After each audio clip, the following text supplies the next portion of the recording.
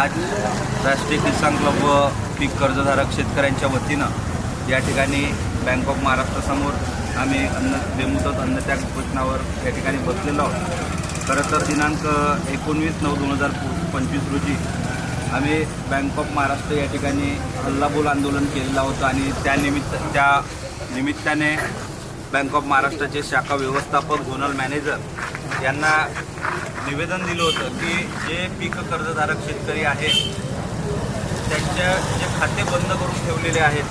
खरं तर आता अतिवृष्टीसारखा संकट शेतकऱ्यावर आलेलं आहे, त्यात शेतकऱ्याच्या पिकाला भाव नाही आणि एकीकडं सरकार म्हणतंय की आम्ही शेतकऱ्याचे पीक कर्ज माफ करू आणि अशात जर बँक शेतकऱ्याचे खाते बंद करत असेल आणि त्यांना कोणताही व्यवहार या ठिकाणी करू देत नसेल तर हे कुठेतरी शेतकऱ्याला आत्महत्या करण्यासाठी बँक प्रवृत्त करत आहे आणि जर बँकेने 15 दिवसामध्ये पीक कर्जाचे खाते सुरू केले नाही तर आम्ही या ठिकाणी उपोषणावर बसणार होतो।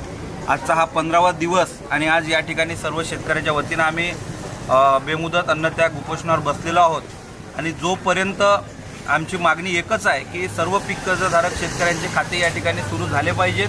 त्यांना जे काही त्यांचे व्यवहार आहेत, त्यांचे पैसे बँकेमध्ये अटकलेले आहेत, ते सगळे पैसे त्यांना काढू देण्याची मुभा या ठिकाणी बँकेने दिली पाहिजे। एवढीच आमची हे या माध्यमातून मागणी राहील आणि जोपर्यंत आमची मागणी मान्य होणार नाही तोपर्यंत या ठिकाणी आम्ही उठणार नाही हा उपोषण बंदही करणार नाही।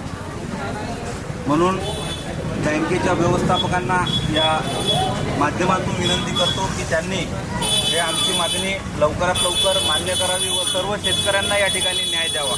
धन्यवाद।